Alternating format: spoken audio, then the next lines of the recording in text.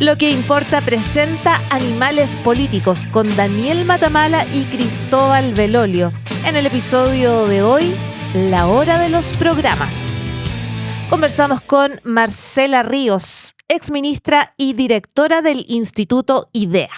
Hola, ¿cómo están? Hacemos Animales Políticos en este Santiago hermoso, Cordillera Nevada todavía después del fin de semana. Cristóbal Belolio, ¿cómo estás? ¿Qué tal? Un gusto, Daniel. Felicitaciones por tu nuevo retoño intelectual, por el libro que lanzaste el fin de semana. Muchas gracias. Que tiene bastante que ver también con lo que está ocurriendo en la discusión, al menos en Chile, ¿eh? Sí, claro, como un poco como avanzan los líderes autoritarios, algo que vamos a ver si Chile también entra por ese camino o no. Una semana en que uno podría decir que no pasó nada o pasaron muchas cosas. No pasó nada desde el punto de vista un poco de los números. Las encuestas mantienen la situación más o menos estable, como que se cristalizó un cierto panorama en el cual Kast y Jara aparecen básicamente empatados, Matei en un distante tercer lugar, pero ya no cayendo, sino que estabilizada. Sí. Más atrás Parisi y Kaiser como factores todavía relevantes, y por ahora fuera de la discusión en términos numéricos, los independientes que inscribieron sus candidaturas después de juntar firmas, Meo, May Nichols y Artés, y segunda vuelta con Kast con una clarísima ventaja sobre Jara. Ese es el panorama que está un poquito cristalizado, pero sí pasaron muchas cosas en términos de la discusión más bien programática, podría decir uno, porque los candidatos tuvieron que inscribir sus programas, o sus bases programáticas al menos, que es un requisito que se pone con la inscripción de las candidaturas en el CERVEL. Sí, y justamente a propósito de lo que está y no está en el programa, se le ha recriminado a Janet Jara, al comando de Jara, que no han sido especialmente veraces. Una candidata que prometió que, de hecho, su marca registrada era no mentiré, respecto de lo que contenía el programa anterior, el de las 7 páginas. El de primaria, ¿cierto? Claro. Porque dijo que no se había hablado de nacionalizar el cobre y el litio, y ahí estaba, ¿cierto? Y también dijo que no estaba el aborto, ¿cierto? Y estaba, ¿cierto? Ahora, no está en el de ahora, en el que presentó ahora, ya no como candidata del Partido Comunista, sino como candidata de una coalición amplia, donde son 8 o 9 partidos, ¿cierto? Como la candidata del oficialismo, una candidata que incluso lleva 2 listas parlamentarias, la oficial, digamos, y la descolgada.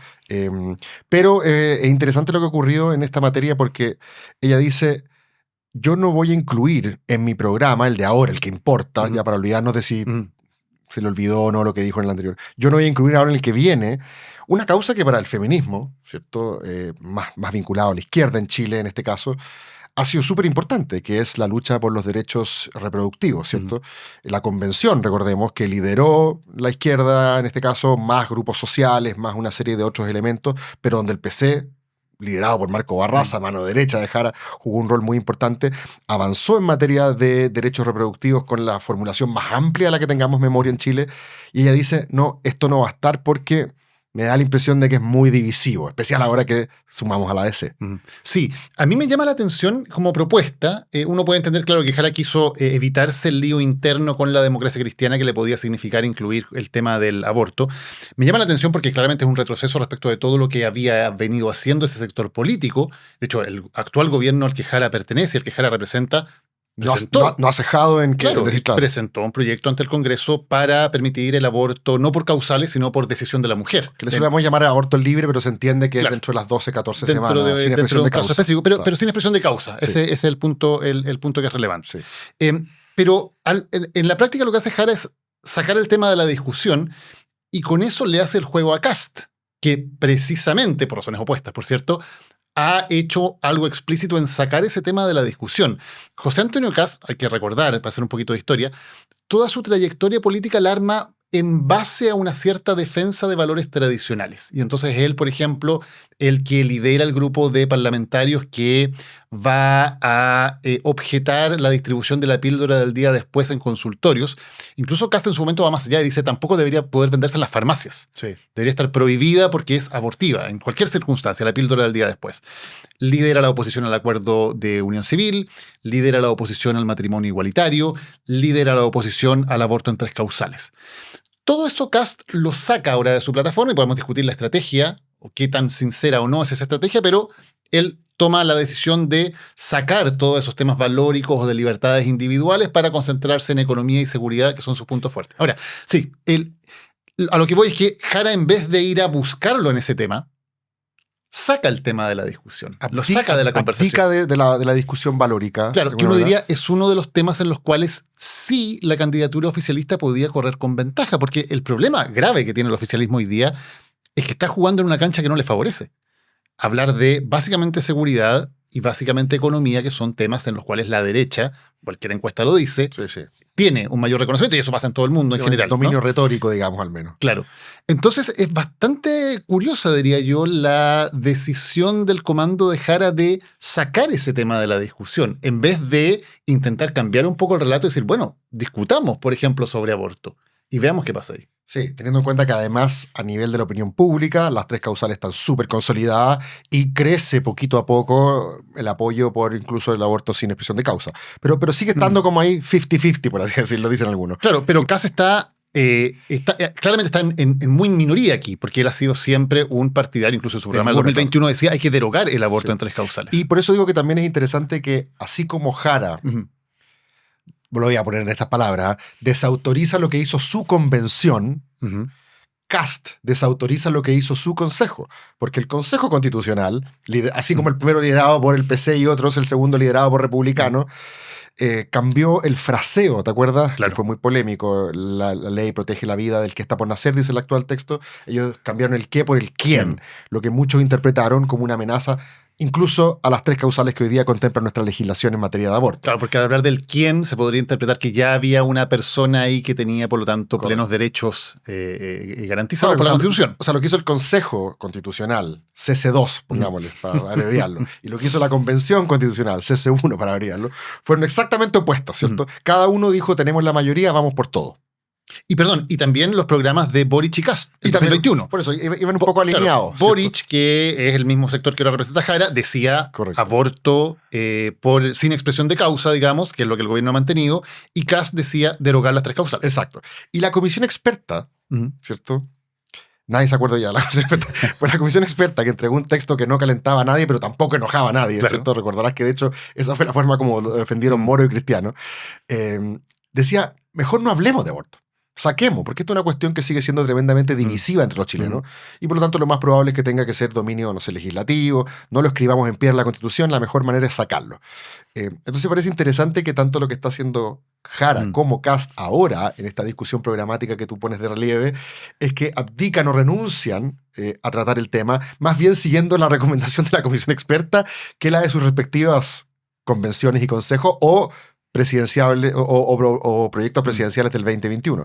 ¿Por qué lo hacen? Es una buena pregunta. A mí me da la impresión de que al menos por el lado de Kast, bueno, tú reflexionaste sobre esto el fin de semana, él entiende de que hay un cierto grado de secularización cultural de la sociedad chilena, donde él puede representar una amenaza, un peligro para esos grupos, y por lo tanto dice, si tu problema conmigo es ese, olvídate de ese problema porque yo no voy a hacer una amenaza respecto de eso. O sea, la batalla valórica, ¿cómo le llaman? La batalla cultural, yo no le voy a dar en todos los frentes, ¿cierto? No voy a sacar los libros del MBL de la biblioteca el primer día. Yo al menos, no sabemos lo que va a pasar con sus huestes, que quizá sientan que es muy poco, ¿cierto? Concentrarse solamente en seguridad y economía.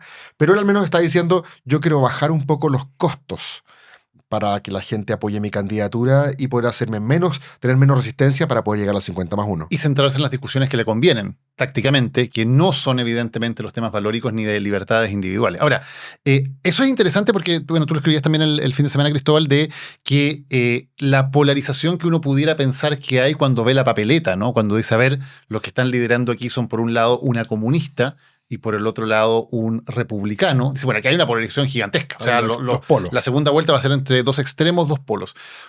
Sin contar la profe Artella Kaiser, pero... Además, claro, pero solamente entre los dos que son hoy día que deberían llegar a la segunda vuelta. Claro. Cuando uno lee los programas, que fue un ejercicio que yo hice este fin de semana... A ver, ¿qué sacaste el LIM? Es bien impresionante, porque los programas... Bueno, también aquí el programa de Kaiser es otra cosa, en fin, pero los programas de Jara y de Kast son tremendamente, diría uno, moderados, no son polarizados. El discurso de Kast le sacaron todo el marco ideológico teórico que uno veía en su programa del 2021, donde hablaban del cambio climático como algo que no estaba comprobado, donde hablaban de que había que construir centrales a carbón termoeléctricas, donde hablaban mucho el tema de la batalla cultural, del aborto, el misterio de la mujer, nada de eso está, no existe. Y lo que hay son medidas yo te diría con muy poco número, casi no hay números, curiosamente, en el programa. A diferencia del de Matei, que está lleno de números por todos lados. El de Kast casi no tiene números. Son medidas básicamente de mano dura en materia de delincuencia y de la agenda más tradicional, neoliberal, podría ser una en materia económica. Y muchos slogan tipo piñeristas, así, operación tanto, Claro. escudo protector. Casi nada como clara. Yo entiendo que como una manera de evitar flancos, ¿no? Porque cuando tú pones un número, cuando eres más específico, uno puede ir a mirar, a ver, este número, cómo está calculado. Cuando tú eres vago en términos de no especificar las cosas, también te permite ir surfeando un poco esas controversias. La grano sandón. La grano sandón, exactamente. Entonces, claro, el problema de Kast da esa impresión. Podría ser con un poquito más... tiene una visión un poquito oscura acerca de Chile, habla de un país que está en emergencia, etcétera. Pero en términos de lo que dice, podría ser perfectamente un programa de Chile Vamos. ¿Y el de Jara, qué te pareció? Jara, también no entra en todos los temas más bien de batalla cultural, podríamos decir uno, o de refundación que tiene el programa 2021, y al revés, es un programa que podría ser de la concertación. O sea, son como una serie de medidas específicas para mejorar la calidad de vida. Habría que ponerlo así como bien aterrizadas sobre cosas más o menos como concretas y prácticas, pero no tiene ninguna gran batalla. No hay nada que refundar, no hay nada que revolucionar. Es un programa súper concertacionista en términos de que, mira, hay problemas y los vamos a ir mejorando. Claro. Ese es un poco el espíritu. Que hace que el de Bachelet 2013, me decías tú, fuera de cámara, podría pasar incluso de repente más pasado. Sí, porque Bachelet 2013 sí hablaba como de transformaciones estructurales que eran muy necesarias. Acá hay muy poco de eso, en verdad. No hay una cosa del modelo ni de refundación de Carabineros. El modelo parece que está súper, súper firme. Por eso es súper interesante que esta polarización nominal, ¿cierto? Quizás en términos real programáticos, por llamarle de alguna manera, no es tal. Ahora, por supuesto, nuestro auditor, ¿cierto?, escéptico va a decir, ¿les creemos? Claro, lobos con piel de oveja. Claro, una cosa es lo que dicen y otra cosa es lo que después quizás van a hacer. La famosa fábula del escorpión y la rana, ¿cierto? Muchos dicen, bueno, que Kast y es que ella entiendan que dar la batalla cultural es arriesgado, no significa que sus huestes, que los mandos medios, los que van a finalmente hacerse cargo de la pega, no vayan a hacerlo. Así que está bien, nosotros no estamos diciendo que sean perfectamente consistentes y lo vayan a hacer si es que mañana gobiernan, pero es interesante que al menos ellos estén diciendo, nosotros vamos a gobernar de esta forma, anticipándose un poco una lógica de segunda vuelta. O sea, ellos ya se ven en segunda vuelta. Es que ese es un punto súper interesante. Cuando uno compara 2021 con 2025, los programas 2021 de Boric y Kast eran típicamente programas de primera vuelta. O sea, que le hablaban a sus huestes más fieles porque estaban peleando básicamente quién pasaba a segunda vuelta. O sea, Boric tenía que ser quien identificara a la izquierda por encima de Proboste. Correcto. Kast tenía que ser quien identificara a la derecha por encima de Sichel. ¿No? Y por lo tanto eran programas muy identitarios. Nosotros vamos a defender estas banderas. Cuando uno lee lo de Jara y de Kast hoy día, da la impresión de que dieran la primera vuelta un poquito por descontada. Correcto. No necesitamos esa identidad, sino que necesitamos básicamente bajar los costos para un votante más moderado, no entrar en grandes polémicas y presentar cosas que sean más concretas. Sí, ahí quiero hacer una diferencia que puede ser un poquito académica, pero interesante, entre polarización ideológica y polarización afectiva, ¿cierto? Porque esta campaña parece que, al menos la gente que está más socializada en la política, no de todos, pero sigue siendo polarizada en lo afectivo. Es decir, el que está al frente lo detesto, ¿cierto? El que está al frente es un monstruo moral y esto... Una amenaza. Cosa de ver los comentarios que de repente ponen los partidarios de uno y de otro respecto de qué opinión tienen del que está al frente. Hay nuevos estudios que están saliendo ahora de la politóloga, una colega, la Carmen Lefulón, que muestra cómo a partir del estallido social y el apruebo-rechazo, ¿cierto? La idea que tienen los del apruebo respecto de cómo son los del rechazo y la idea que tienen los del rechazo respecto... O sea, esa polarización afectiva existe en Chile. Pero cuando nos referimos a polarización ideológica estamos hablando de, claro, posición respecto de ciertos temas. Y desde ese punto de vista parece que esta polarización es más aparente que real, justamente porque, como dices tú, programáticamente se están acercando. El 2021, como bien ejemplificas, en aborto, ambos decían cuestiones que estaban muy distantes. En materia de migración, mientras Boric decía... ningún ser humano es ilegal, claro, migrar es un derecho. El otro decía zanja. O sea, ahí había una polarización ideológica para distinguirla de la afectiva, que no tiene que ver con la cuestión programática, sino que tiene que ver con cómo veo al que está al frente. Ahora, pasó otra cosa interesante esta semana que no tiene necesariamente, no es de la campaña, pero tiene que ver con la campaña, que es como un cambio de gabinete bastante sorpresivo. Sí. Salieron el ministro de Agricultura, Esteban Valenzuela, en un castigo del presidente Boric a su partido, la Federación Regionalista Verde Social, por haber armado una lista paralela. Sacó a su ministro, que estaba ahí por ser de ese partido, por cierto, así que se entiende que tiene su lógica. Y sale sorpresivamente el ministro de Hacienda. que en la cultura política chilena el ministro de Hacienda es el ministro más importante y el más estable de los gabinetes. Es el que menos cambia. Especialmente en este gobierno. Y especialmente en este gobierno donde Marcel era una especie de garante, ¿no? Y había sido un gran tema cuando gana Boric, bueno, ¿quién va a ser su ministro de Hacienda? Y tal vez su primer triunfo político fue conseguir que Mario Marcel, presidente del Banco Central, figura respetada académica y políticamente por todos los sectores, aceptara poner su credibilidad, digamos, su sello en el gobierno. Sale Marcel. Y está toda la discusión sobre, bueno, y está todos los rumores de ese día, bueno, entonces ahora va a ser el momento en que va a venir el desembarco. Y que ministros claves como la ministra Vallejo o el ministro Cataldo u otros van a hacer esto que suele pasar, que los gobiernos desembarcan parte de su infantería en las campañas de sus sucesores. Y eso no ocurre. El cambio se queda encapsulado en Valenzuela, en la salida de Marcel, en el reemplazo de Grau en Economía, Sí. y no hay desembarco. Sale la mano derecha de Camila Vallejo, Susana González a la campaña de Yanel Jara, pero claro, no contamos mucho más. Ahora, en el caso de Vallejo, ella ha dicho que va a terminar, o sea, que va a acompañar al presidente Boric hasta el último día, y algo también medio simbólico allá, que es la única también de su generación, de la que marchó codo a codo con él en las calles hace 14 años en el movimiento estudiantil, ¿cierto? Y en el caso de Cataldo me da la impresión de que todavía la negociación del FES puede ser Claro. una pega por sacar. Por sacar. Pero me parece interesante porque también la lectura que se hace mucho desde el jarismo, digamos, es que no hay una gran compenetración con el gobierno en términos más tácticos de cómo armar la campaña. Porque hemos dicho, a la campaña de Jara no le conviene que Boric esté todos los días hablando de ella, porque tiene que crecer, sí. No quedar solamente en eso. Cosa distinta es que en general los gobiernos coordinan con sus candidaturas estrategias. Es muy típico que los proyectos de ley a los que se le pone urgencia en los congresos en septiembre, octubre, noviembre. Para en línea con el programa de la siempre candidata para fortalecer el discurso que quiere presentar un candidato oficialista. Y el ejemplo paradigmático es en la campaña de Lagos Lavín. ¿Te acuerdas que José Miguel Insulza manda el proyecto de la reforma laboral? Porque sabía que la derecha se oponía, sabía que era un proyecto muy popular. Correcto. Y por lo tanto lo instala en el centro de la campaña, sí, para favorecer a Lagos sobre Lavín, no porque fuera a salir del proyecto. Y hay cierta discusión sobre si realmente este gobierno está tan comprometido o si le ha soltado un poquito la mano a la candidatura oficialista y está tal vez más preocupado de ir armando su legado, más que de pensar en la sucesión. Bueno, interesante. Si yo fuese del Frente Amplio, estaría preocupado de mi legado, quizás más que de obtener un buen resultado con Jara. Daría un poco la presidencial por perdida. Si yo fuese del socialismo democrático, quizás también empezaría a pensar en cómo me tengo que reconstruir en el futuro. Recuerda que, como decía Axel Callis, aquí todavía no sabemos si es que la Jara derrotada eventualmente, no estamos dándolo por hecho, pero eventualmente, según lo que dicen hoy día los números, la Jara que pierda en diciembre, no sabemos si fue una candidata ideal para el mundo oficialista para perder aquí y después volvemos a Boric, Vallejo, Bodanovich, Ripamonti, como a buscar a esos liderazgos, o queda instalada como la lideresa del sector.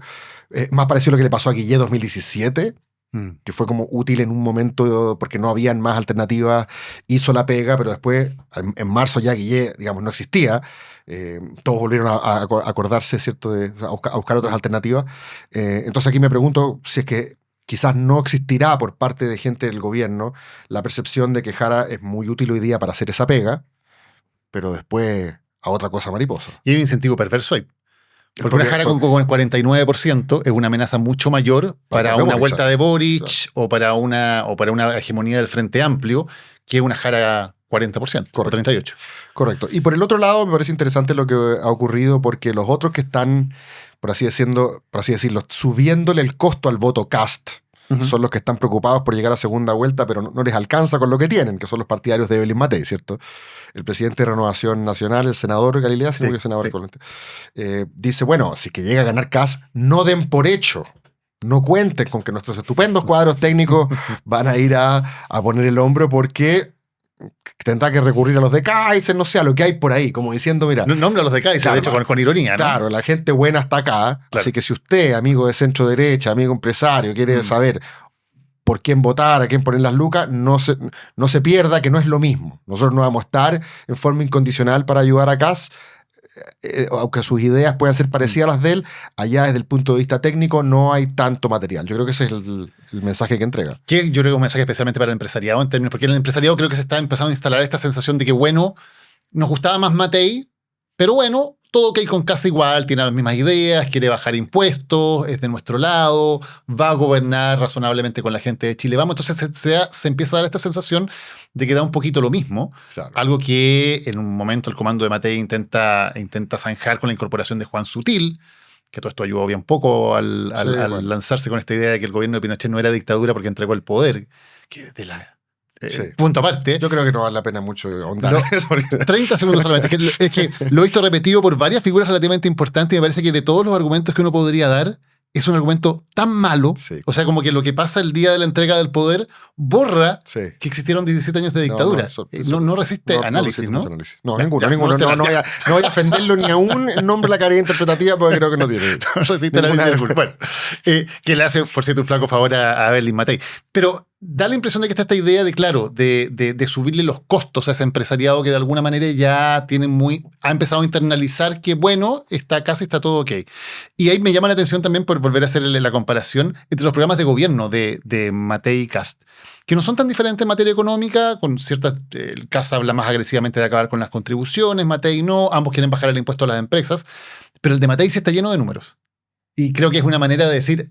Aquí tenemos cuadros técnicos de verdad y este programa sí está hecho con rigor, con la calculadora, en serio. No es una declaración de intenciones un poquito como el de Kast. Ahora, desde el comienzo de los tiempos, para bien o para mal, yo creo que para mal, pero las elecciones no se ganan en el ámbito de la razón numérica, ¿cierto? Sino que se ganan en el ámbito de las emociones, así que no sé qué tan rentable sea. Me parece muy bien, por supuesto, que haya responsabilidad en poder respaldar las propuestas que tú tienes, pero no estoy seguro de que ahí sea, de que ahí esté el nervio dramático de la discusión. Yo creo que puede ayudar como soporte a una idea que Matei no ha logrado instalar nada, digamos, pero que podría uno pensar que es lógica, que es decir, con Kast puede que pensemos más o menos lo mismo, pero la diferencia es que Matei ha hecho las cosas. O sea, podemos hablar los dos del empleo, de la importancia de crear empleo, pero Matei fue ministra del Trabajo, Claro. creó todo esto de empleos. Kast habla al respecto. De la seguridad podemos estar de acuerdo con la mano dura y todo. La diferencia es que Matei hizo gestión en la comunidad de Providencia, hizo una buena gestión, aplicó mano dura, aplicó estos programas, tiene estos resultados. Kast habla al respecto. Eso que uno debería pensar que lógicamente sea una manera que sí llega, digamos, del comando de Matei, no lo han logrado implementar porque no han tenido el control del relato en ningún momento. ¿Te parece que pasemos a conversar con nuestra siguiente invitada respecto del estado de la democracia en el continente, ver cómo estamos nosotros parados en esa discusión pensando en lo que viene? Vamos. Estamos de vuelta en Animales Políticos. Tengo el honor de presentar a nuestra siguiente invitada. Ella es socióloga, politóloga, exministra y actualmente directora regional de IDEA. Les presento a Marcela Ríos. ¿Qué tal, Marcela? ¿Cómo estás? Muy bien, muy bien. Muchas gracias, Cristóbal, Daniel. Te tenemos aquí un poco de... tú trabajas fuera de Chile, vienes, por supuesto, harto a tu país, pero aprovechamos juntos una de tus venidas para que nos acompañaras a conversar hoy día sobre política nacional, pero también, por supuesto, regional. Bienvenida, Marcela. No, gracias. Además, un honor porque soy fan, ya soy una de las oyentes frecuentes del programa, así que un honor estar. ¿Te parece, Marcela, que partamos de lo general a lo local, a propósito también de tu rol, las razones por las cuales estás acá? IDEA cumple 30 años, ¿cierto? Una organización preocupada de velar por el fortalecimiento y la resiliencia democrática. ¿Cómo ves, esta pregunta puede ser demasiado general, pero tú ves cómo la contestas, cómo es el estado de la democracia en la región? Es una de las preguntas, de hecho, que se hace uno hoy día respecto de Chile también. Sí. Entonces, partamos por la región. Una pincelada. Mira, primero es difícil como hablar de democracia hoy día en el mundo sin tener un dejo de preocupación, de alerta, ¿no? Porque ciertamente estamos en un momento histórico de retroceso, de deterioro. Eso a partir de las mediciones formales, incluso nosotros hacemos un estado de la democracia todos los años, lo lanzamos en unas pocas semanas en septiembre, el de este año. Y claro, nuestras evaluaciones muestran que tenemos un estancamiento en América Latina también, más de 8 años consecutivos de más retrocesos que mejorías. Nosotros medimos 4 grandes áreas: representación, participación, Estado de Derecho y derechos. Y si bien eso no es lineal ni homogéneo, no todos los países están teniendo estancamiento o retroceso en todas las dimensiones, en el global, en el agregado, tenemos más retrocesos en América Latina. Tenemos países que han tenido deterioros muy rápidos, como El Salvador, pero también Venezuela, Nicaragua. Hoy día tenemos 5 autocracias, ¿no?, en la región, y en 20 años antes teníamos una, ¿no?, Cuba, y ahora es Venezuela, Nicaragua, El Salvador, Haití, por razones distintas. Entonces, y también América Latina sigue siendo la región del sur del planeta con mayor cantidad de democracia, y la democracia electoral sigue siendo muy resiliente en nuestra región. Para distinguirla de la liberal, por así decirlo. O sea, decir que las elecciones funcionan, se hacen elecciones recurrentes, esa dimensión de la democracia en general es una de las que ha estado funcionando mejor, pero tenemos otros ámbitos de la democracia, porque nosotros decíamos representación, participación, derechos y Estado de Derecho. La peor dimensión en América Latina ha sido siempre Estado de Derecho, pero aunque ya era mala en comparación a otras democracias del mundo, está teniendo un deterioro aún peor. Y ahí vemos los temas de autonomía de los órganos autónomos, la autonomía de la justicia, la capacidad de la justicia de juzgar, el acceso a la justicia, los temas de corrupción. O sea, hay una incapacidad de los estados de hacer valer, de garantizar el ejercicio de derechos de manera transversal. Y eso incluso en democracias que tienen alto rendimiento democrático. Por ejemplo, libertad de prensa está disminuyendo y se está deteriorando en prácticamente toda la región, incluso en países como Uruguay, como México, como Colombia, están teniendo retrocesos en materia de derechos y Estado de Derecho. Entonces, la situación es compleja. Ahora bien, nosotros siempre decimos, también hay historias positivas que contar, ¿no? Brasil ha tenido mejoría, República Dominicana está teniendo mejoría, Guatemala, todos recordamos lo que fue el intento de impedir que el presidente Arévalo asumiera. El caso brasileño es interesante, además, cuando lo comparamos con Estados Unidos, porque es una muestra que las instituciones del Estado, además de la ciudadanía, pueden jugar un rol muy importante para proteger el funcionamiento de la democracia. Marcela, y en ese escenario siempre se dice, bueno, Chile tiene obviamente ciertas fortalezas institucionales, históricas, políticas que son diferentes al promedio de América Latina. ¿Qué es lo que más te preocupa hoy día cuando vemos la realidad de Chile? Yo te diría que, bueno, Chile sigue estando con estas evaluaciones agregadas en una buena posición, por debajo de Uruguay, siempre está por debajo de Uruguay en materia de democracia, pero tiene deterioros en algunos ámbitos que son relevantes. En materia de derechos en particular, ya sé que este es un tema que no está de moda y es como que pareciera contracorriente volver a insistir, pero hay deterioros en algunos ámbitos en materia de derechos. Yo creo que en toda América Latina esta lógica de pensar que la seguridad tiene que conseguirse a costa de garantías, libertades y asegurar debido proceso para todos. Hay algunos temas que preocupan. En temas de prensa, a pesar de que puede ser contraintuitivo, pero nuestro país está muy bien en materia de libertad de prensa. Yo sé que de repente suena extremo, pero América Latina es de las regiones que tiene la mayor cantidad de periodistas asesinados, ¿no? Sin tener conflictos bélicos vigentes. Los casos de México y Colombia en particular, pero en Centroamérica también. Entonces, Chile tiene claros oscuros, sigue siendo una democracia muy robusta. Yo creo que los temas de derechos son preocupantes. Y lo otro, que bueno, lo conversaban ustedes, también estamos en un contexto de alta polarización y donde ha ido aumentando no solo el poder, la presencia, sino la entrada al mainstream de proyectos políticos que tienen un tono y una narrativa antiliberal, antiestado, antiglobalización, a veces también antimultilateralismo, que es decir, antifeminista, antiderechos humanos. Entonces, ahí hay un germen, o sea, más que un germen, yo creo que al igual que otros países en Europa tenemos movimientos que en otros contextos podrían haber sido totalmente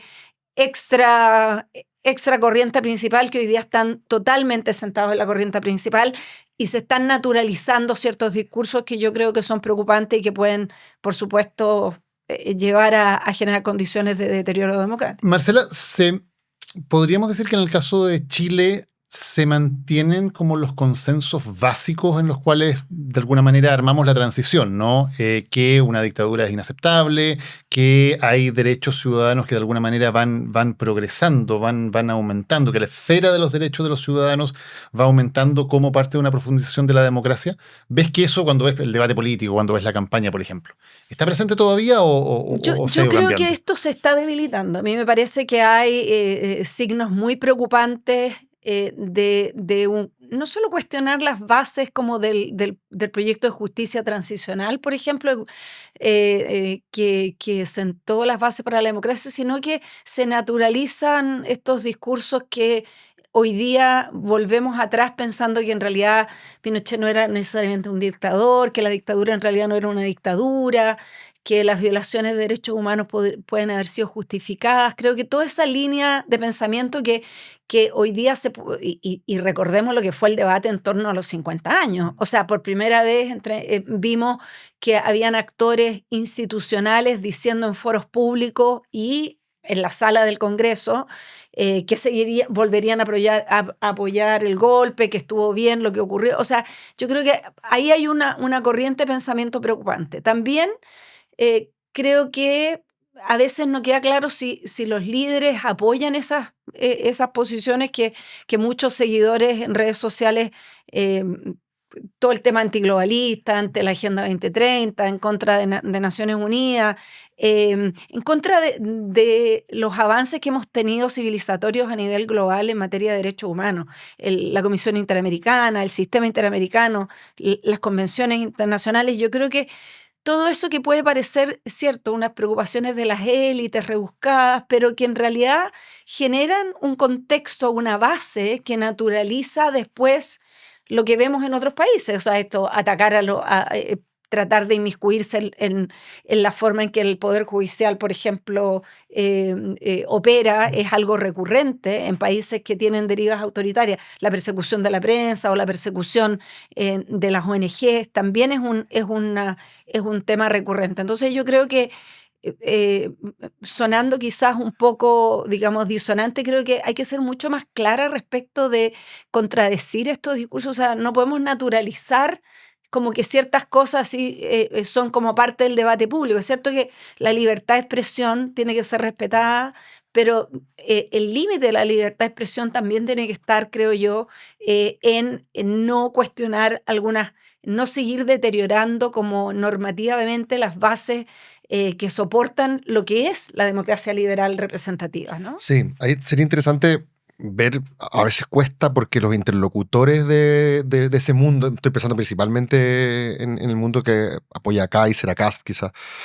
Bueno, Kast está muy cerca de ser el próximo presidente de la República, por lo tanto me parece que esta es una pregunta pertinente, relevante. Pero claro, yo creo que muchos de ellos me dirían, hay que distinguir entre lo que es la erosión democrática, digamos, a sus vigas, a las vigas fundamentales de la casa, ¿cierto? A la independencia, a la judicatura. A la libertad de expresión, ¿cierto? A la autonomía de la prensa, a las cortes constitucionales, todas esas cosas estamos claras, esas son las vigas de la casa, pero nosotros tenemos sustantivamente ideas, ¿cierto?, distintas. La pregunta es hasta cuándo una democracia liberal permite que ideas como las mías, por ejemplo, te pongo un ejemplo, yo me declaro antifeminista, en el sentido de interpretar el feminismo como un discurso, no el feminismo liberal, sino lo interpreto como radical o marxista, por lo tanto, ¿es parte de la democracia o no? ¿Se puede jugar con esas reglas del juego y yo ganar también, a pesar de que no comparta sustantivamente tus ideas? Lo de globalista, antiglobalista es un eje súper nuevo en nuestra discusión, es una retórica que no existía hace un tiempo atrás. ¿Hasta qué punto alguien puede decir, sí, yo soy orgullosamente antiglobalista en el sentido de que creo de que Chile debe estar primero? Soy, no sé, soberanista, creo que así se autodenomina el partido de Kaiser. ¿Hasta qué punto uno puede promover en el debate público esas ideas y aún así seguir jugando en las reglas de una democracia, llamémosle liberal, / electoral? ¿Hasta qué punto se permite que esas reglas sean efectivamente neutrales y que pueda gobernar Boric y mañana pueda gobernar Kast? ¿Y en qué momento ya empezamos, ya no estamos hablando de cuestiones sustantivas, sino que ya empezamos a erosionar las vigas de la casa? No sé si me explico con esta distinción. Bueno, creo que es importante recordar que, por ejemplo, Orban, Bukele, Trump, todos creen que son demócratas, digamos. Nadie dice, ellos no se creen a sí mismos como que están en un sistema autocrático. Correcto. Y entonces, creo que esto, y en esto es una posición institucional, ¿no? Idea Internacional es un organismo intergubernamental con 35 Estados miembros, y para nosotros los derechos humanos no son una agenda o una dimensión aparte de la democracia. Si tú no tienes el respeto y las garantías de los derechos humanos, tú no puedes tener una democracia en realidad. Uh-huh. O sea, porque los derechos además civiles, políticos, recordemos que los derechos son la libertad de expresión, la libertad de asociación, la libertad, yo creo que el derecho a la igualdad como principio también son derechos humanos. Entonces, esta es una línea fina. Yo creo que pensar que uno puede dejar de lado y decir, no, mira, podemos violar los derechos de las minorías, o podemos encarcelar a las personas sin juicio, o podemos quitar los derechos reproductivos a las mujeres, y esto no pasa nada. Achicar el Estado, por ejemplo. Claro. No parece en principio que sea, por eso hay una diferencia. No es lo mismo decir encarcelar periodistas que decir quiero achicar el Estado o para meter una cuestión más complicada. Quiero ser más eficiente y por lo tanto creo que la potestad reglamentaria le permite al Ejecutivo hacer cosas sin tener que pasar por el Congreso. Cuestión que todas estas cosas tienen como una doble lectura de alguna manera, ¿no? Doble lectura, y claro, en algunos casos tú dentro de un régimen democrático puedes perfectamente hacer eso, pero todavía no leo el libro de Daniel, pero vemos en muchos de los países que han tenido una deriva autoritaria, es que es muy difícil,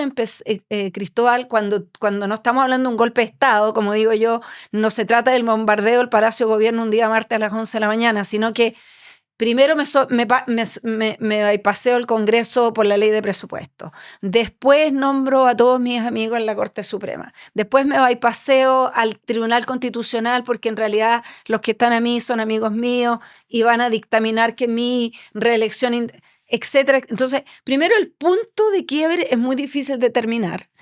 Uh-huh. Y segundo, yo creo que acá, claro, no se trata de que la soberanía popular no se exprese, pero la democracia representativa, liberal, republicana, como la entendemos, requiere contrapesos, o sea, requiere que tú tengas contrapesos que no son solo institucionales, sino que también sociales. O sea, para nosotros, por ejemplo, la sociedad civil y los medios de comunicación son tan importantes de contrapeso en una democracia como el Tribunal Constitucional o el Poder Judicial. Entonces, yo no creo que uno pueda decir, mira, siempre el hacer esto va a ser una deriva autoritaria. Por ejemplo, es una pregunta abierta lo que va a pasar en Argentina, porque puede ser que simplemente aquí las políticas públicas, el gobierno esté impulsando una cierta mirada ideológica que no va a terminar deteriorando, bueno, tampoco era el modelo de democracia, digamos, pero digamos que puede que no haya una intención, digamos, de derivar en un régimen autocrático. Pero el problema es que cuando tú dejas pasar 1, 2, 3, ya no sabes cómo eso puedes saber cómo empieza, pero no sabemos cómo termina. Y Marcela, ahí hay un punto en que el discurso se vuelve bien civilino, que en general en Chile yo creo que hay bastante consenso todavía en el respeto de una serie de normas. Donde yo veo que hay harto peligro de una tentación más autoritaria tiene que ver con el tema de la seguridad. Porque un discurso que hoy día es muy popular y que es muy casi de sentido común, diría yo, es que el problema es que el sistema es demasiado garantista y los derechos humanos, en el fondo, son los derechos humanos de los delincuentes y no de la víctima, sí, ¿no?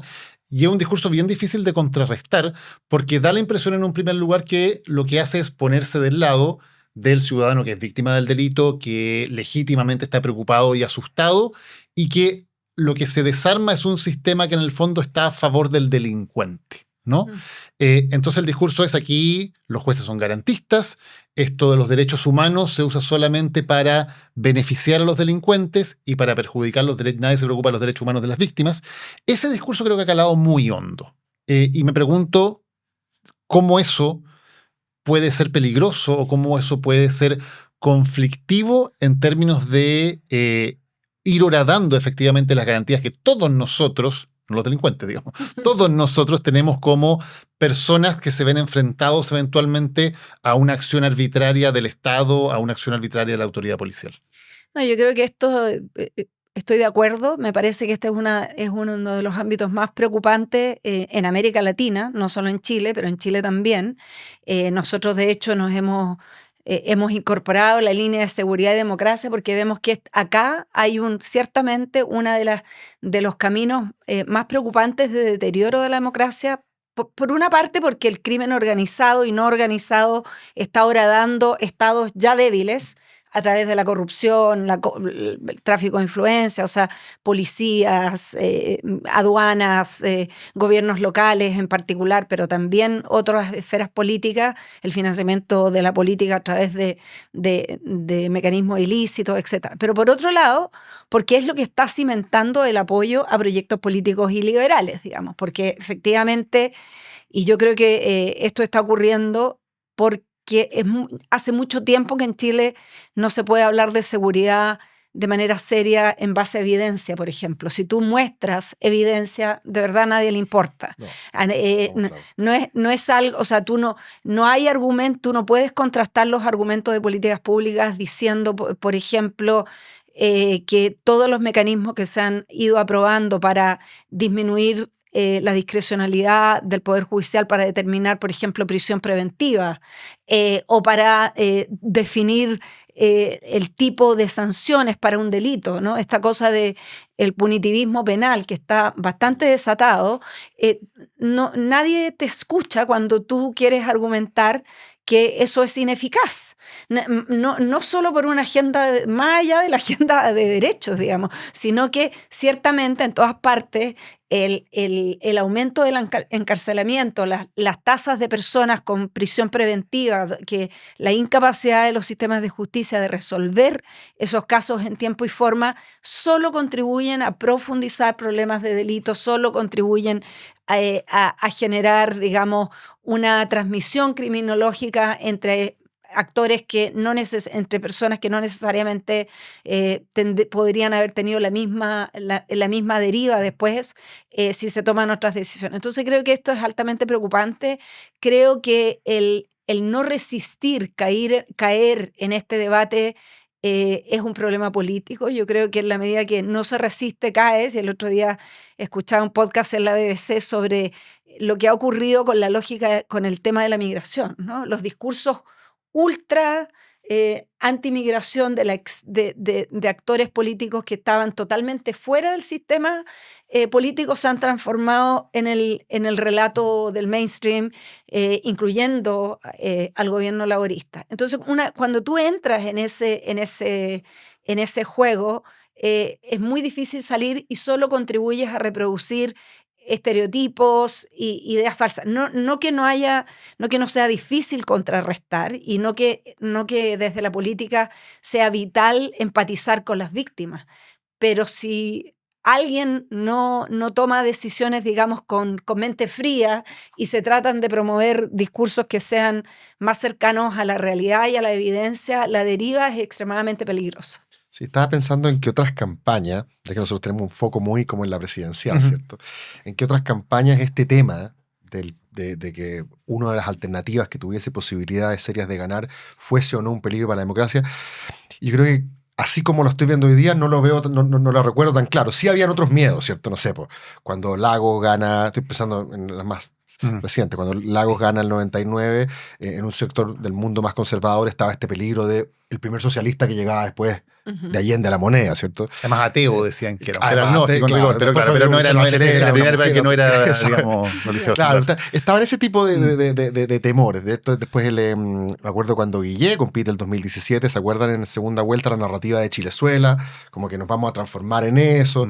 Hay un miedo de un cierto retroceso y que yo creo que la derecha activó bastante bien ese miedo. Fue muy exitosa en segunda vuelta en movilizar, digamos, en torno a ese miedo. Pero, y al revés también. O sea, en el fondo, Lavín representaba el pinochetismo, que es algo que de alguna manera Piñera desactiva por su propia historia personal. Correcto. Y por la forma en que plantea su campaña de primera vuelta. Lavín fue bastante exitoso en desactivarlo porque logró, de hecho, superar históricamente lo que había sacado Pinochet, digamos, en el... Y después se fue a visitar a Fidel Castro.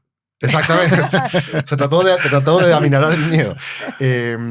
Y cuando gana Boric, o sea, cuando aparece Boric en general, para la élite más empresarial, para la élite más económica en Chile, estos muchachos del Frente Amplio eran un peligro, eran mono con navaja. O sea, Foro de Puebla, Grupo de Sao Paulo, por lo bajo, de ahí para arriba, ¿cierto? Además, porque como lo dijimos, los programas eran bastante fieles a una cierta narrativa tribal, más que tratar de llegar a segunda vuelta. Era un programa refundacional, Era el un de programa Apruebo refundacional, Dignidad, claro. Es para que hablar, Sí, sí, de hecho. Lo decía, de hecho. Pero hoy día, ¿cierto? Visto hacia atrás, todos los gobiernos tienen mejor lejos, Mm. dicen. Yo creo que hasta el empresario, digamos, que más miedo tenía, puede decir que no estuvo de acuerdo con la política del litio, puede decir que no estuvo de acuerdo con la reforma provisional, puede decir que no estuvo de acuerdo en muchas cosas, puede decir que este gobierno no lo hizo tan bien en seguro, que por qué indultó, etc. Pero nadie puede decir que este gobierno, si se trata de las vigas centrales de la democracia liberal, de todas las cosas que hemos hablado, por el contrario, o sea, la casa está casi mejor que como la recibió el presidente Boric, aunque él siempre como socialista libertario, yo creo que los que conocían su relato entendían que por ahí no iba el peligro. Pero ahora lo veo más presente que nunca. Y hasta Evelyn Matei, y por eso te quería preguntar, Marcela, cómo interpretas eso que está ocurriendo en la derecha. Dice, lo que está haciendo Kast, con los bots y toda esta cuestión, la famosa guerra, ¿cómo le llamó? La campaña asquerosa. No es solamente misoginia o toxicidad digital. Esto es lo que hacen, ¿cierto?, aquellos que han erosionado la democracia en otros lados. Yo no sé una cosa es qué tan electoralmente rentable sea eso. Kamala trató en las últimas 2 semanas, como tú recordarás, de decir que Trump era un peligro para la democracia. Y tenemos 2 alternativas. O a la gente le entró por acá y le salió por allá, y realmente no vio que Trump fuera un peligro para la democracia, o la gente dijo, que es más peligroso, tu noción de democracia liberal, con todo este garantismo, globalismo, es la que no me gusta a mí, y por lo tanto voy y voto por Trump Con más ganas. a sabiendas, digamos, ¿cierto? Con dolo, ¿no? Entonces, ¿cómo interpretas esa cuestión en la derecha que se está como produciendo esta distinción que quiere hacer a veces Chile Vamos y Matei precisamente respecto de lo que puede ser un gobierno de Kast? ¿Y qué tanto esa línea argumental en una campaña puede funcionar? Bueno, yo creo que esta es una posición que han tomado partidos de derecha en Europa, por ejemplo, en Austria, en Alemania, en algún sentido también en Francia, que creo que entienden que hay ciertos como límites importantes que requieren ser puestos para resguardar la democracia. Es como más la lógica del cordón sanitario, exacto, ¿no? esta De idea del Francia, por cordón ejemplo, de que la exacto. gente de Le Pen estaba fuera del margen de la democracia y todos nos aliamos contra Exacto. ellos. O en Alemania, Genial. que Alternative für Deutschland también está fuera. Claro. Y, claro, hacemos el corte. y la CDU, que se ha ido poniendo bastante más de derecha, prefiere claramente hacer una alianza con el Partido Socialdemócrata, con el socialismo, digamos, histórico alemán, que tener nada que ver con... Entonces, yo creo que nosotros estamos lejos de eso, pero yo agradezco mucho que Evelyn Matei haya puesto el tema de las campañas de desprestigio en redes sociales en el foro público. Yo creo, mi intuición es que esto no es algo rentable electoralmente. Me imagino que parte de eso fue la presión interna que recibió para no continuar. Lo lamento, digamos, porque creo que le hacen un flaco favor a la candidata y a la política, porque más allá de la elección, creo que si los partidos tradicionales no entienden que hay ciertos temas que tienen que abordar transversalmente y colectivamente para proteger la democracia, estamos perdidos. Y si una campaña puede contratar, pagar todo un sistema de desprestigio contra sus contrincantes, digamos, más allá que sean de su sector o no, yo creo que estamos en una deriva súper preocupante. Yo creo que acá este es un tema que necesitamos abordar en serio. Estamos atrasados en relación a otros países. Yo escribí el otro día a propósito de esto, que me parece muy importante que ojalá pudiéramos legislar para hacer una reforma para dotar a CERVEL de facultades más amplias para intervenir, pero no, yo creo que lo que estoy pidiendo, creo que seguramente abogados y algunos especialistas se van a espantar, pero el punto es que creo que no podemos tener el tipo de proyectos de ley sobre reformas políticas donde los diputados y los senadores y las senadoras quieren legislar hasta el color del lápiz pasta, digamos, que tiene que ser un lápiz Bic azul. O sea, hubo que hacer una reforma legal para que el CERVEL pudiera cambiar de lápiz, ¿me entiendes tú? Entonces, muy chileno eso, ¿no? Ese entonces, legalismo... si vamos a estar 1 año y 2 años discutiendo qué cosa puede regular o no, cuando terminen de discutirlo, para empezar, ya el mecanismo que estuvo regulado ya no va a existir, van a ser otras las amenazas desde las tecnologías. Entonces, creo que lo que los órganos electorales, como lo está haciendo México, como lo está haciendo Brasil, en Brasil en particular, muy proactivamente, tienen que tener las facultades para actuar de oficio cuando ellos tienen que tener la capacidad de interpretar cuando algo es dañino para la competencia equilibrada, para la democracia, para las elecciones. Hay que tener una confianza en estos órganos autónomos. Por supuesto que tenemos un recurso, recordemos que tenemos un tribunal electoral a lo cual los actores políticos pueden apelar. O sea, si tú tienes una sanción electoral que te aplica el CERVEL, el INE, iba a decir, tú puedes ir al tribunal electoral y hay una instancia de segunda instancia. Entonces, creo que necesitamos avanzar en eso, ciertamente, obviamente no ahora, pero esperemos que en la próxima legislatura, cuando pase esta elección, este sea un tema que no se olvide y que nos acordemos de lo que pasó durante la campaña. Para ser bien justo, poner el ejemplo de Brasil, que probablemente es el más claro. Para ser bien concretos, ¿qué debería poder hacer el CERVEL? Por ejemplo, frente a campañas de desinformación o campañas sucias. CERVEL hoy día solo puede actuar o desmentir cosas que son en contra de ellos o del procedimiento. Pero los candidatos pueden decir cualquier cosa, inventar cualquier cosa. Y, por ejemplo, inventar videos de deepfake con la cara de una candidata y con la voz de ella, y el CERVEL no tiene ninguna facultad para bajarlo. Entonces, necesitamos que tenga facultad para impedir que cierto tipo de información se difunda. En algunos países esto se hace a través de alianzas con las plataformas. Algo de eso se hace por iniciativa propia de Meta, es muy menor, porque se ha reducido lo que está haciendo Meta, que recordemos son los dueños de Facebook, Instagram y WhatsApp. Entonces necesitamos que pueda decir cuando algo infringe, por ejemplo, la competencia, cuando algo es derechamente hostigamiento, discriminación, odio, mentira. O sea, se pueden definir ciertas cosas, pero en muchos países, bueno, y Brasil ha legislado para un candidato puede perder el escaño por haber pagado, utilizado mecanismos de inteligencia artificial de manera maliciosa en la campaña.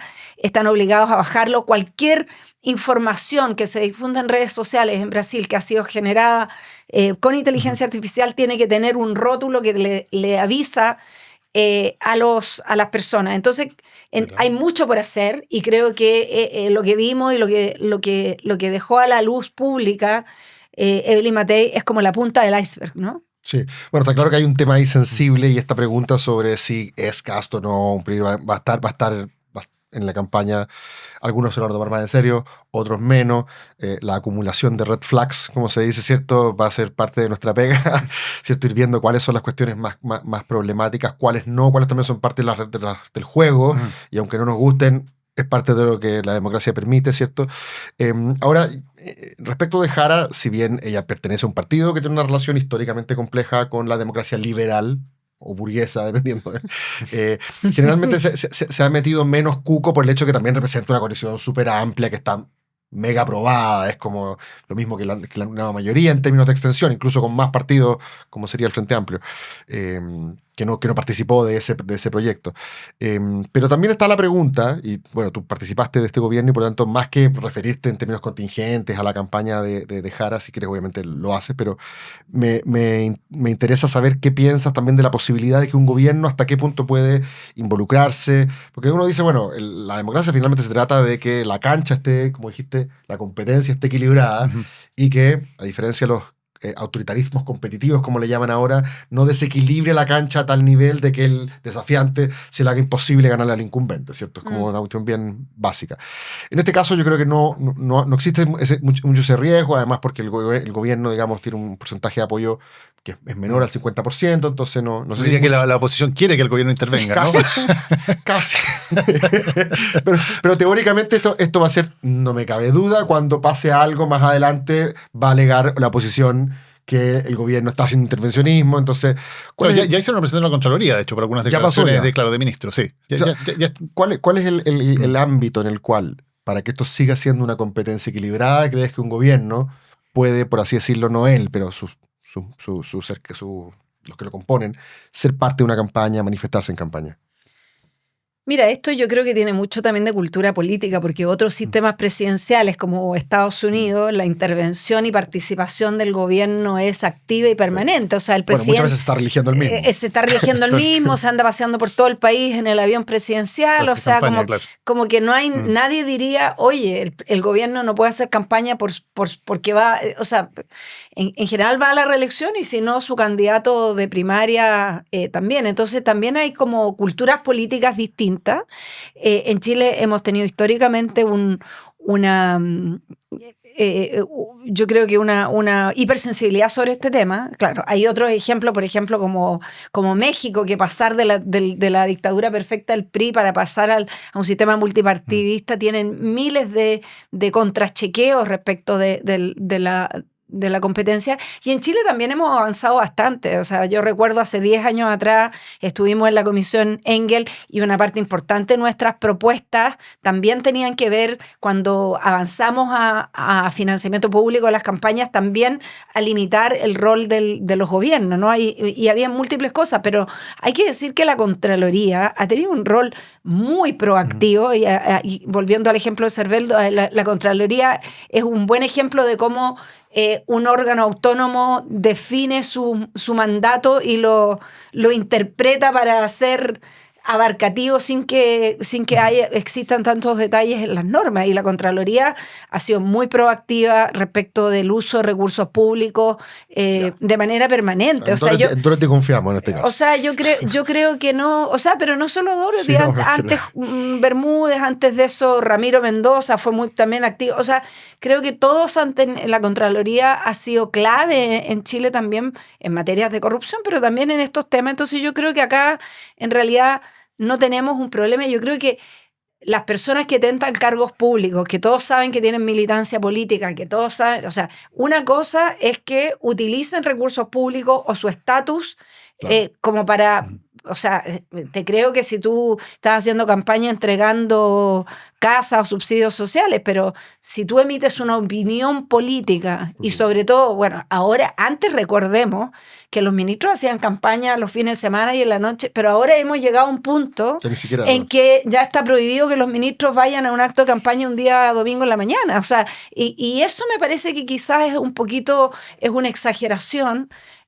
Porque ese ministro, esa ministra milita en un partido, todo el mundo sabe dónde milita. Insisto, mientras no haya utilización de recursos, donde no haya ejercicio de poder, esto de que mando correo al chat de mi funcionario a decirle, oye, todos tienen... No, eso obviamente no es aceptable, pero en una entrevista, si una ministra quiere emitir una opinión política, no me parece... Marcela, te quería preguntar sobre el tema de derechos individuales, especialmente de mujeres y de minorías, que es un asunto que está muy, muy en la discusión en todos lados, y que lo hablábamos con Cristóbal al comienzo. Si bien ha sido un tema de gran discusión, da la impresión de que en esta campaña no va a serlo, ¿no? Porque por un lado tenemos a Janet Jara, que saca el tema del aborto, por ejemplo, de su plataforma de campaña, pese a que ella forma parte de un gobierno que presenta un proyecto de ley de abortos sin causales. Sin embargo, ella dice, no, en el programa nosotros no lo vamos a tocar. Y del otro lado, José Antonio Kast, que ha sido históricamente una de las voces más fuertes contra el aborto en 3 causales, contra la píldora al día después, incluso si nos vamos más atrás, también dice, no, este tema no se toca y no lo presenta en su programa de gobierno. ¿Qué te parece eso? Porque uno puede decir, bueno, significa que hay ciertas materias en las cuales de alguna manera ya no hay... no se va a retroceder, o hay un cierto consenso que parece que todos los sectores más o menos aceptan, o te parece más bien preocupante que sean temas que no están al parecer en la discusión pública. Ni el aborto, ni los derechos de las minorías, parece que van a ser temas de los que se habla en esta campaña.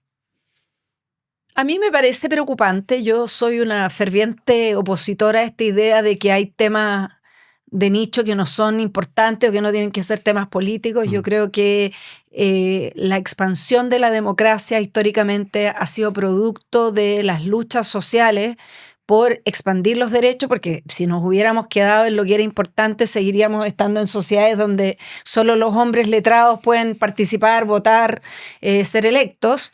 Y bueno, bastante ha costado llegar donde estamos, pero aún seguimos teniendo yo creo, un rezago en nuestro país respecto de otros países, no en todos los temas, porque a la discusión de Panamá, donde me toca estar, yo hoy día veo que ahí, por ejemplo, no se ha legislado para legalizar el matrimonio igualitario, y donde sigue siendo una sociedad extremadamente cerrada en términos de los derechos de las personas de las diversidades sexogenéricas, mucho más que Chile. Y en Chile tú ves que acá hay por una parte como avanza los temas institucionales lentamente, pero la sociedad va a un ritmo propio. Yo creo que hay poca, en términos, por ejemplo, de los derechos, yo creo que de repente no se nota, pero cuando tú estás en otras partes te das cuenta que esta es una sociedad extremadamente abierta e inclusiva, a pesar de los déficits que tenemos en comparación a otros países latinoamericanos, por ejemplo, en ese ámbito. Sin embargo, los temas de los derechos sexuales y reproductivos de las mujeres seguimos estando atrasadísimos. Yo creo que este no es un tema menor, es un tema de salud pública, afecta desproporcionadamente, sigue siendo un tema que afecta desproporcionadamente a las mujeres jóvenes y de sectores pobres en particular. Pero, ¿te preocupa entonces en ese sentido que una campaña como la de Janet Jara como que renuncia a plantear este tema y renuncia a decir, bueno, nosotros creemos que el aborto tiene que ser con ciertos plazos, por cierto, decisión de la mujer y no solo por ciertas causales? Y agrego, y en paralelo, ¿te tranquiliza entonces que si gana Kast no va a haber un retroceso respecto de ellos? O sea, hay que ponerlo claro, en los dos lados. En los dos lados. No, o sea, yo creo que estamos teniendo un retroceso en esta materia. Lo que habíamos logrado avanzar hoy día está bajo cuestión, ha sido un parto lograr que se consagre más allá de la legislación en las tres causales. Han habido todo tipo de intentos por evitar que esa legislación se aplique. Hay severas restricciones que finalmente el Ministerio logró que se aprobara un reglamento porque se estaba haciendo muy difícil para que en particular las niñas, ¿no? Porque tenemos una gran cantidad, por ejemplo, de embarazos no deseados producto de violación en niñas menores de edad que no tenían acceso al aborto porque hay una restricción por la objeción de conciencia institucional y por la disponibilidad de médicos en regiones. Entonces, es mentira, digamos, que hemos logrado avanzar tanto, creo yo, y sí me preocupa que este tema no esté en el debate. Yo creo que, como en otros momentos históricos, al final estos temas de derechos sexuales y reproductivos de las mujeres están en el debate y han avanzado producto de la movilización de las mujeres, y sí me preocupa respecto de la campaña de Kast, que es cierto que ahora no está en el programa. Estaba la vez pasada, ¿no? Sí. Estaba la vez pasada. También vimos lo que se hizo para la convención, para el Consejo Constitucional 2, por parte de un sector de derecha. Entonces, yo creo que esto lo poco que se ha avanzado no está garantizado. Y me preocupa, y yo creo que bueno, es un tema que las organizaciones de la sociedad civil tendrán que estar como muy vigilantes de lo que ocurre y tratar de seguir empujando, digamos, de que este debate esté. Yo sé que no en todos los sectores este es un tema que no importa, pero sí creo que tenemos que seguir empujando para que se transforme en un tema importante. Porque de la además, Cristóbal, si recuerdas la conversación que tuvimos con Javier Sajuria, hablaba un poco de eso, ¿no? De que un poco la preocupación que él decía era, bueno, tal vez no va a plantearse ahora un proyecto de ley para derogar las tres causales porque sería demasiado impopular. Otra cosa es qué hace si tú pones, por ejemplo, una persona que es activista ultraconservador contra el aborto en un puesto clave del Ministerio de Salud. Y claro, ver qué cosas se pueden hacer más desde el punto de vista reglamentario. Volviendo a Estados Unidos, ¿no? Miremos el ministro de Salud en contra de las vacunas. Sí. No, por supuesto. Yo, interpretando de buena fe, cuando escucho decir que él no va a dar la batalla cultural en esos ámbitos, que todo el mundo sabe lo que él piensa, que él no ha cambiado su opinión al respecto. Claro. O sea, no es el tipo de oportunismo que uno dice, cambió de opinión justo ahora. No, el tipo sigue creyendo lo que cree. Pero dice, mi gobierno se va a concentrar en otras cosas, y lo ha dicho, no hay tiempo, no hay recursos, digamos, Claro. Esto no va a ser parte de lo que queremos hacer. Yo interpreto de buena fe que eso descarta poner a un cruzado, a un caballero templario en esa posición. Porque iría contra el espíritu de lo que está diciendo. Ahora, si lo hace, entonces claramente está yendo contra el espíritu de lo mismo que está declarando, por cierto. Claro, y la pregunta es, porque puede ser que sea la convicción, que sea una convicción profunda en términos de decir, tácticamente, en estos 4 años no conviene dar esa batalla ni legislativamente, ni tampoco de manera reglamentaria, no meterse ahí. Estas cosas yo creo que van a ocurrir. Yo siempre como que el ejemplo que pongo medio didáctico y grotesco es, claro, no sé, pues, asume a alguien que quiere sacar los libros del MBL de las bibliotecas públicas, por ponerte un ejemplo, ¿cierto? Sencillamente un serén se arrancó con los tarros y dice, bueno, este en el fondo es lo que nosotros creemos, no queremos fomentar las disidencias, lo sacamos. Y va a haber problemas porque van a aparecer los movimientos de derechos sexuales, de disidencia, que se van a manifestar, y se va a generar una discusión, va a haber un reportaje, va a haber una peleita ahí, quizás saquen a ese tipo del puesto porque la pelea no le conviene al gobierno, quizás no, quizás el gobierno respalde. Ese tipo de cuestiones yo creo que van a ocurrir. No soy que son además tensiones internas dentro de un movimiento. Claro. Esas cosas van a ocurrir, ¿cierto? Lo que yo me pregunto es, que es lo mismo que nos preguntamos todos en el fondo, así que es cuántas de estas escaramuzas, de estas red flags se acumulan para que la cancha, la competencia equilibrada a la que se refería Marcela, me gustó el concepto, quede alterada de tal forma de que en 4 años más, ¿cierto? La elección no sea libre y competitiva. Bueno, yo creo que tenemos otros ejemplos en el mundo donde cierto tipo de proyectos políticos que su interés fundamental, por ejemplo, en Argentina, la ideología libertaria del presidente era la economía. Uno podría decir, los argentinos eligieron ese gobierno y la prioridad era la 1, 2 y 3, pero sin embargo, igual eliminaron el Ministerio de la Mujer, sin embargo, igual están cortando el financiamiento para las universidades, la investigación. O sea, lo mismo está pasando en otras partes. Y recordemos además, Cristóbal, y yo creo que esto está bastante estudiado, que estas conexiones transnacionales de sectores conservadores con amplio financiamiento y mucha reunión por parte del gobierno de Hungría, tienen como uno de sus ejes contrarrestar la agenda de derechos de las mujeres, el derecho a interrumpir el embarazo, el matrimonio igualitario. O sea, les recomiendo además un podcast del País, no sé si lo han escuchado, que es como una miniserie de podcast de 6 capítulos que se llama La Familia Perfecta, donde documentan esta coordinación transnacional en estos temas. Entonces, estos temas no son irrelevantes para sectores conservadores. Están como, yo creo, en la esencia del proyecto político identitario que han construido. Yo estoy de acuerdo contigo, y sobre todo respecto a lo segundo. Pero respecto de lo primero, yo diría que Milei es justamente el ejemplo que Kast no quiere seguir en ese específico respecto. Creo que el que está tratando de hacer la batalla cultural, de hecho lo comentaba Daniel, que este fin de semana se entretuvo leyendo todos los programas, es que es el programa de Kaiser, el que pareciera que en ese registro específico, en el de la cuestión más cultural, se parece más a lo de Milei. Y Milei de alguna manera comenzó su gobierno tocando en la oreja al mundo progresista y salieron a la calle las mujeres y salieron a la calle los estudiantes, y él de alguna manera contaba con que la gente, en vez de prestarle ropa a esos movimientos, le iba a prestar, como que iba a decir, bueno, por algo acabamos de elegir a Milei. Incluso hay algunos aquí que apuestan, por eso yo esto son especulaciones, no estoy convencido de que esto como vaya a salir. Hay algunos aquí que apuestan a que si es que el gobierno de Kast quisiera ir a tocarle la oreja al progresismo en algunas de estas cuestiones, siguiendo la línea de este grupo internacional que señalas tú, bueno, la gente va a salir a la calle, pero le va a prestar ropa, la ciudadanía en general, no a los movimientos sociales, sino a la represión legítima del Estado, porque tú partes con una cierta cuenta de ahorro. Entonces, creo que esa discusión internamente se está dando. No sé qué tan cerca quieran parecerse a Milei o quieran decir, no, mira, somos Chile, nosotros estamos que... No, yo estoy totalmente de acuerdo. Lo único que quiero decir es, ojo con que no porque tú estratégicamente decías que un tema no está en la campaña para no generar problemas, digamos, o votos en contra durante la campaña, significa que no los vayas a tomar en el gobierno. Porque el gobierno, más allá que todos digan tenemos 1 o 2 prioridades, tiene que administrar todo el Estado. Oye, Marcela, y todas las políticas públicas. Una cosa al final.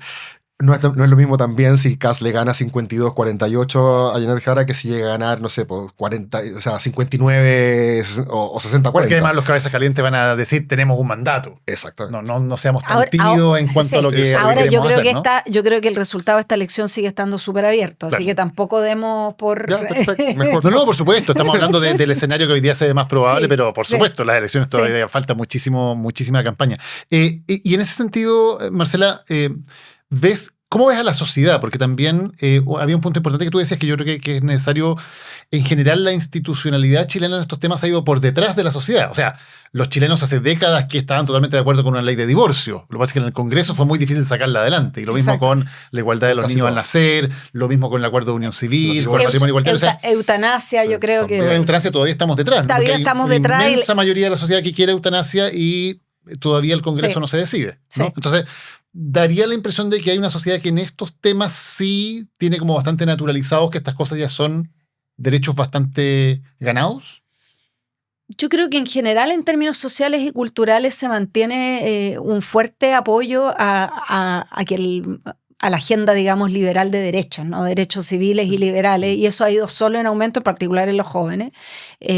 Hay diferencias, las mujeres tienen posiciones mucho más progresistas que los hombres, los jóvenes más que los viejos, o sea, sabemos que hay ahí, pero eso todavía no hemos visto un retroceso a pesar de la discusión pública pareciera y de los líderes políticos pareciera que el país entero se ha movido en un eje más conservador. Pero cuando miramos los datos de la CEP o de encuestas académicas como la UDP, vemos que en realidad no, que tenemos una cantidad muy importante de personas que apoya los derechos individuales. Y sobre el aborto siempre esto ha ido avanzando. Recordemos que un tiempo atrás la proporción de personas que estaban en contra de todas formas de interrupción del embarazo era mayoritaria. Hoy día no es que tengamos 70%, pero está cerca de la mitad de la población, y yo creo que eso y mucho más entre las mujeres, por cierto, digamos, porque después de todo son las que... Yo tengo una última cuestión. ¿Crees que este famoso clivaje hombre-mujeres que se da sobre todo en las generaciones más jóvenes? Porque antes teníamos Boric Kast, dos hombres. Ahora tenemos Jara, que fue especialmente exitosa con las mujeres jóvenes en la campaña, cosa que lamenta mucho el Frente Amplio porque fueron como a buscar a su redil. Y Kast, que parece ser muy fuerte en hombres jóvenes. Sí. ¿Crees tú que esta tendencia global que hemos visto en Alemania, en Corea, en Estados Unidos, ¿cierto? ¿Crees tú que en Argentina, para qué hablar, vamos a seguir viendo una profundización de esa especie de derecha de género? Sí, yo creo porque este discurso, esta nueva derecha, apela a una masculinidad que se siente amenazada. Y yo creo que ha sido muy exitosa en Estados Unidos, en Europa, en Argentina, acá, Bukele mismo. Le habla en particular a hombres jóvenes, a hombres que de repente se sienten como que no tienen una posición en la sociedad. Y yo creo que tienen un discurso muy masculinizado, que por lo tanto tienen un techo y un problema real de llegar a las mujeres, porque la oferta programática, en particular para las mujeres jóvenes, es muy, digamos, poco atractiva. Entonces sí creo que vamos a seguir teniendo eso. Oye, si puedo decir, ya sé que me tienen que despedir, pero simplemente quiero pasar el aviso comercial. Idea Internacional cumple 30 años este año. Hicimos una conmemoración global en Estocolmo, pero la conmemoración para América Latina la hemos traído a Santiago la próxima semana, el 3 y 4 de septiembre, en el GAM. Tenemos 2 días de paneles muy interesantes. Estamos trayendo a distintas figuras de la región de América Latina para hablar sobre multilateralismo, sobre la agenda digital, digitalización, inteligencia artificial y democracia, sobre género, inclusión, y también sobre democracia misma. Hay que inscribirse, pueden entrar a nuestras redes sociales y ver la inscripción, y también lo vamos a estar transmitiendo vía streaming, así que acompáñennos. Genial. Marcela Ríos, muchas gracias por habernos acompañado hoy. No, gracias a ustedes. Y nosotros nos vemos el próximo lunes. El próximo lunes con otro Animales Políticos. Chao. Lo que importa presentó Animales Políticos con Daniel Matamala y Cristóbal Belolio.